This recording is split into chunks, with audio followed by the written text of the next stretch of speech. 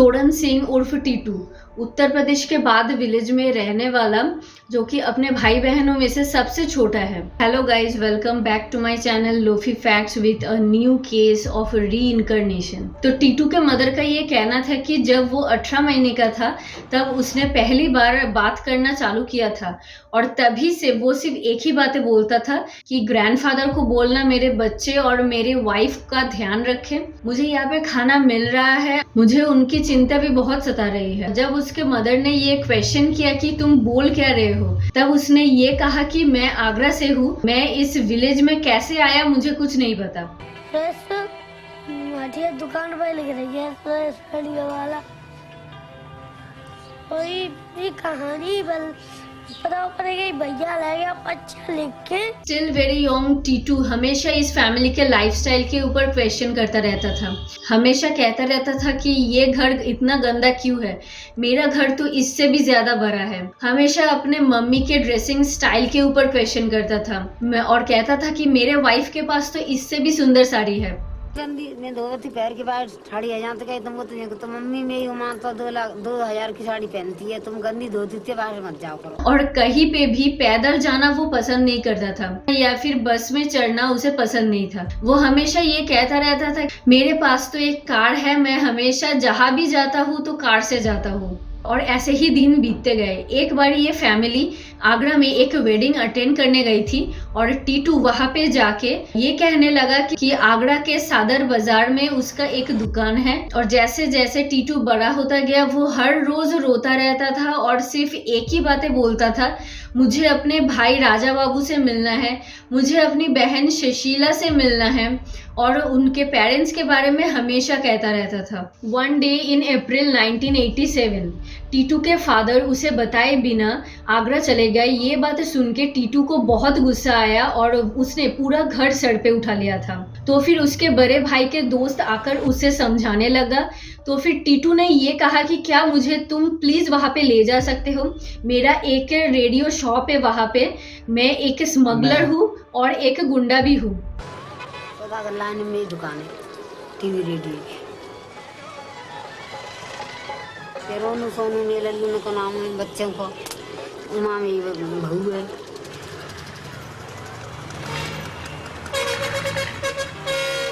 दुकान में TV radio video सब चीज है। इनकी दुकान है वो मेरी मेरी है।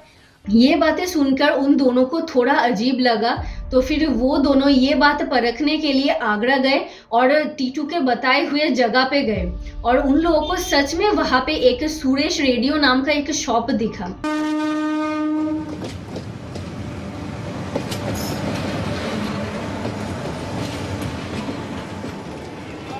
मेरे घर वालों ने ये फैसला किया कि मैं आगरा जाकर पता करूं कि जो मेरा छोटा भाई टीटू बोलता है वो सच है कि नहीं।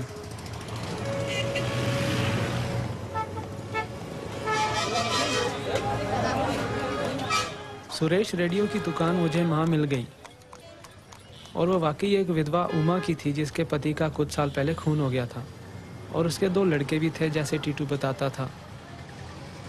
तो फिर उन्होंने वहां पे जाके सुरेश वर्मा की वाइफ उमा वर्मा को ये सारी बात बताई कि कैसे टीटू बचपन से इस फैमिली के बारे में बताता रहता है।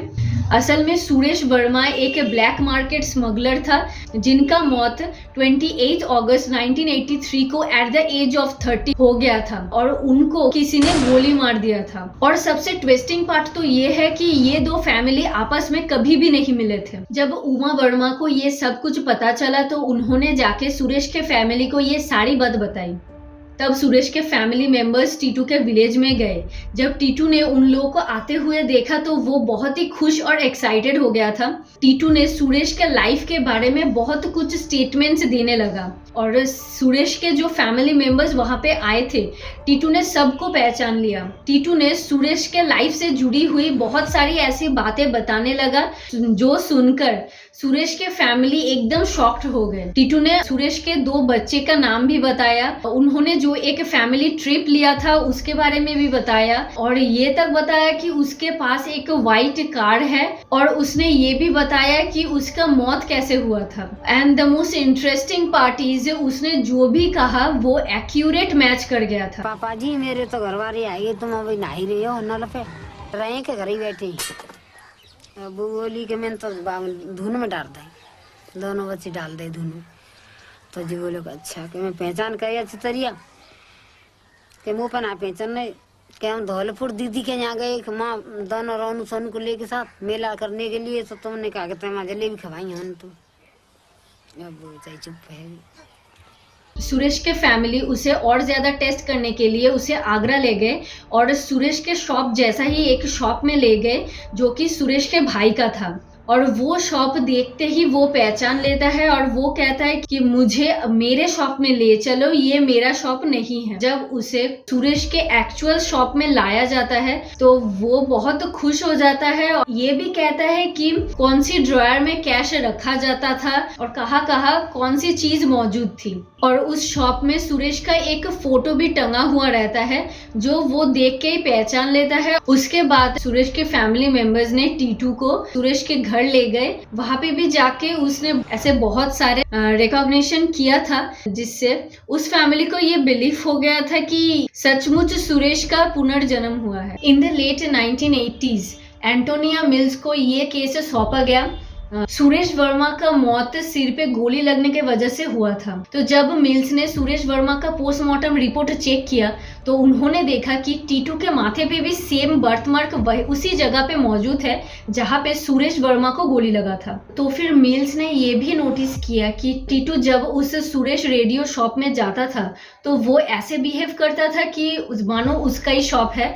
वो जाके एकदम ही उस शॉप ओनर के जैसा बैठता था वहां पे, और उसका बिहेवियर भी बहुत चेंज हो जाता था। और according to Suresh Verma family, Suresh Verma बहुत ही शॉर्ट टेम्पर्ड इंसान थे। मिल्स ने ये नोटिस किया था टीटू का भी सेम एंगर है, वो भी बहुत शॉर्ट टेम्पर्ड है, और उन्होंने ये भी देखा था कि वो एक बार गुस्से में आके एक बच्चे को शुगर केन से भी पीट रहा था। सुरेश वर्मा की फैमिली ने ये कहा था कि टीटू को गाड़ी चलाना भी आता है अच्छी तरह से, कि ब्रेक कहाँ पे लगाया जाता है, एक्सीलेटर क्लच का यूज कहाँ पे होता है, ये सब कुछ नोटिस किया था। तो फिर गाइज आप लोगों को क्या लगता है, ये सचमुच एक रीइंकार्नेशन का केस है या फिर और भी ज्यादा कॉम्प्लिकेशंस मौजूद है इसमें? आप लोग कमेंट करके जरूर बताना। अगर ये वीडियो अच्छा लगे तो लाइक कर देना, इस चैनल को सब्सक्राइब कर देना क्योंकि मैं ऐसी वीडियोस लाती रहूंगी।